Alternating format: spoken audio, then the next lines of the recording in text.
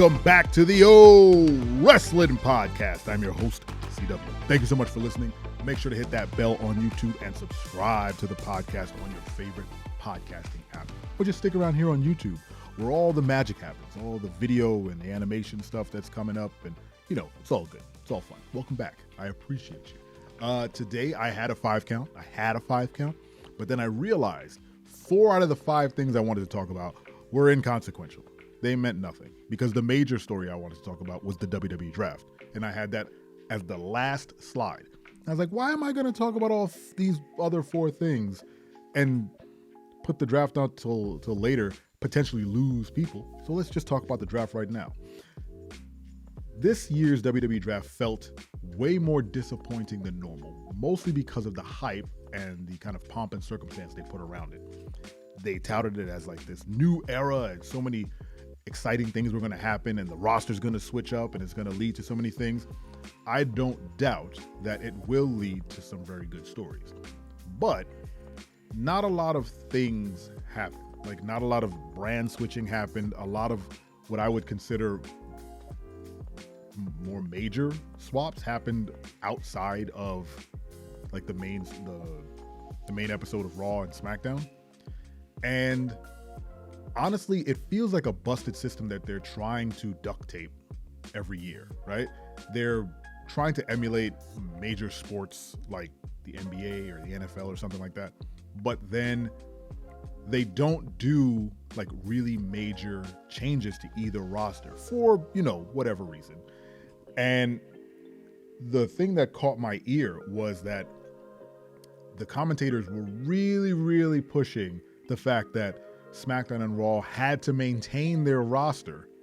So they had to draft people that we knew were going to stay on the show, like Bianca, like Tiffy, like Seth, Judgment Day. All these major players who have to remain on their respective brands had to get drafted, which leads me to question why even do the draft? Just leave your rosters the way it is. So I know the internet is all about complaining. I complain all the time. But I would rather have a constructive criticism plus solutions to the problem. So instead of just rambling on about why this was bad, let's talk about how they could potentially make it better. So one thing that WWE, at least in the rumor mill, have been talking about is turning NXT into a major brand. So it'll be Raw, SmackDown, NXT, all pretty much on the same line. NXT being, you know, the younger talent, Raw, SmackDown main talent, but treating them kind of on equal plane. But they still do not do that. And there's no better way to see that than in the WWE draft. So on Raw and SmackDown, they have the draft, but they would periodically cut to a camera in NXT showing the entire NXT roster watching the draft and celebrating crazy whenever one of their folks got called up to the main roster. They would hand them Raw or SmackDown hats like they were jerseys for a team, and then they would interview them later. That's not the same as Raw or SmackDown talent. If a Raw or SmackDown talent changed brands, they didn't celebrate or get a hat or whatever. They just showed up and made an impact. So it felt less like being drafted to a different show and more like a trade between 2 teams, right? If you want the draft to feel more like the NFL or NBA or something, make it legit like a draft. You're drafting the NXT talent from the minor leagues to the major show. And then once you have, all right, let me double back. I have so many ideas. Focus on NXT. You're drafting talent out of NXT onto the main roster. That's number 1. 2, don't do it on a normal day. Treat it like a pay-per-view. Treat it like a PLE, whatever you want to call it. Hold it on a Saturday on the WWE Network /Peacock. Make it a couple hours and designate however many NXT talent you want to move up, and then have rounds of drafts for Raw and SmackDown to take them. It could be one weekend, it could be whatever you want. It could be short, it could be 2 hours, it could be whatever the case may be. Focus on the younger talent getting a shot at the big time. Carmelo Hayes is a perfect example of someone who got called up and then made an impact, right? He came on SmackDown. He cut a okay promo on Cody. Cody gave him the handshake. They wrestled that night. Fantastic match. And it set Carmelo Hayes up for success moving forward. He got a match with the champ, the top guy. He worked really well. It's going to do nothing but benefit him. That's the kind of thing you want from the WWE draft. Bringing talent up from NXT and then showcasing them to say, we made the proper pick. We got the blue chipper, right? Moving people from roster to roster, that's exciting, but it's only exciting if actual big deals happen. So, in lieu of drafting people between shows, make it trades. So you can have the draft on a Saturday at Peacock, and then come Monday, you have a trade deadline between that Monday and that Thursday that the shows can meet and talk and see who they need and make trades based on that. So something like we just traded, the LWO for Judgment Day, or we traded Alpha Academy off of Raw to get Bobby Lashley as a singles player. I'm just talking nonsense. But you have those sort of like major trades where maybe you're like, Gable and the Creed brothers have been drafted to SmackDown while, I don't know, AJ Styles as a singles wrestler went to Raw. Then you can have interviews for Pierce and Nick Aldis as to why they did that. And then you can infuse storyline into that. So Nick can say, well, we have the strongest tag division here, and we really wanted Chad Gable and the Creeds as a triplet to kind of compete for the titles over here on SmackDown. And we gave them AJ Styles because AJ Styles made mention that he wanted to go after, the Intercontinental title or the, whatever title on Raw. And we brokered a deal. We felt it was an even trade. We got 3 guys for 1 AJ Styles. He's phenomenal. They can have him. It's great. And we get 3 top guys. You can build in storylines for both Nick Aldis and Adam Pearce so that they have kind of like this antagonistic sort of brand versus brand thing going where they're trying to one up each other in a trade, trying to say, oh, I traded for this person, but they're injured, so they won't get a whole lot of use out of them, versus, oh, I traded down for, a pick on the NXT draft that'll happen, this week or whatever. I don't know how they frame it, but you can build in better stories if you're not so focused on, we're going to shuffle the rosters completely. You're not, and you can't. And that's the thing. That's why I feel like the draft was a bit confusing and a little disappointing, because we all knew certain wrestlers couldn't go places. Plus, we're right on the edge of Backlash, where they already set up matches for titles. They kind of got around it in a loophole, saying like if someone goes drafted to Raw, but they had a SmackDown match, if they won the titles for the SmackDown match, they'll stay on SmackDown. There were so many weird loopholes and rules to it. Just toss it out.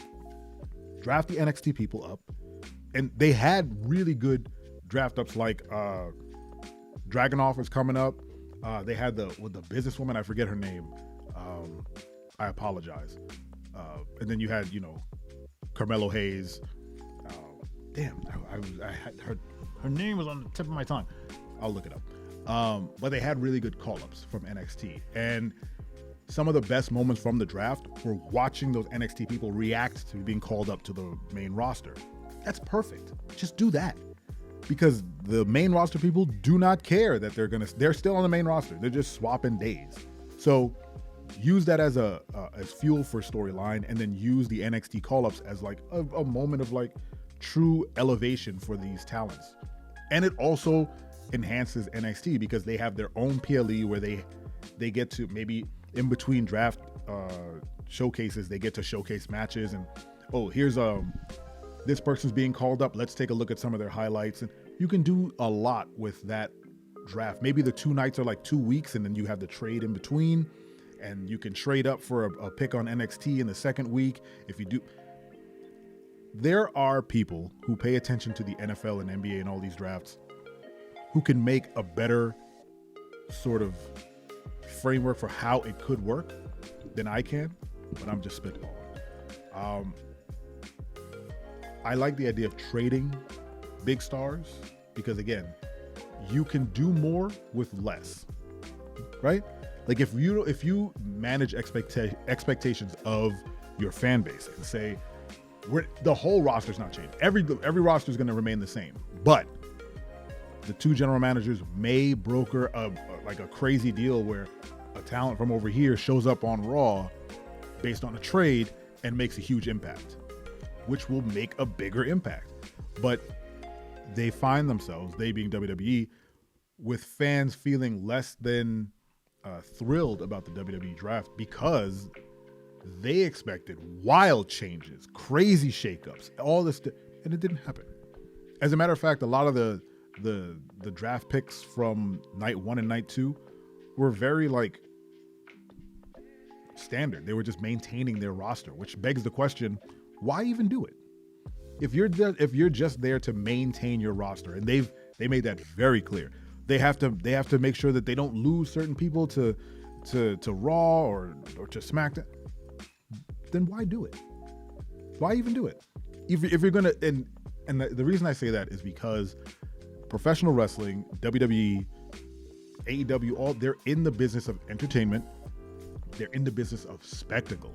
And the draft gives you the opportunity to make a real big spectacle of we just threw the book, the rosters are screwed up, everyone's everywhere, Bianca's over there, her husband's over there, again, NXT has been decimated, they're all in Raw now, we have to get a whole new you can do whatever you want, is what I'm saying.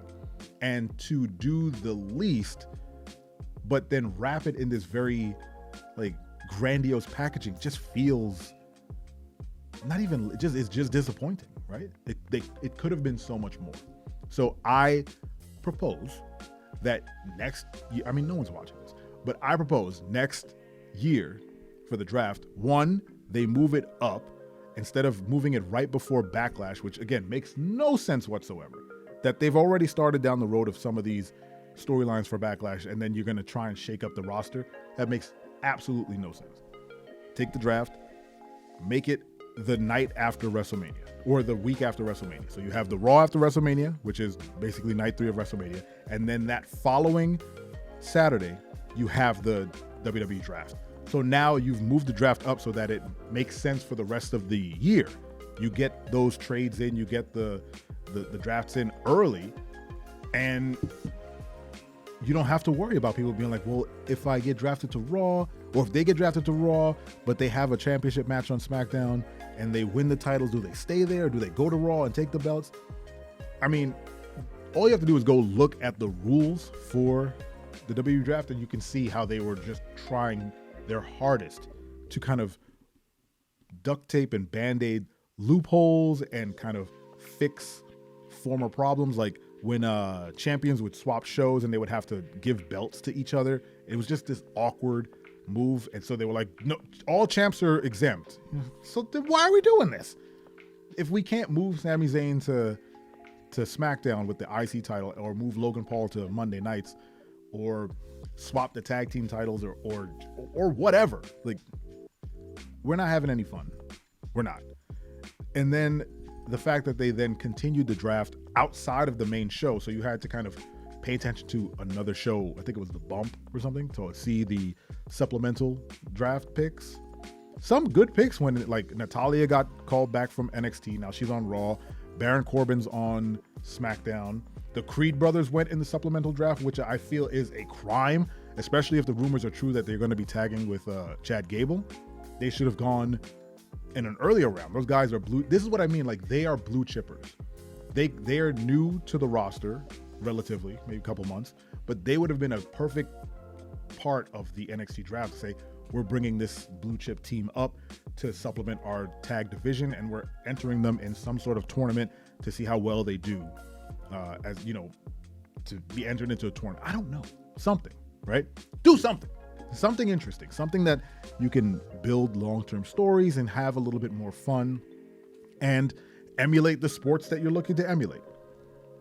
That's my solution to the WWE draft problem. What do you think of my solution to the WWE draft problem? Let me know in the comments. Did you enjoy the draft? Who was your pick in the draft? Who did you want to shift shows that didn't?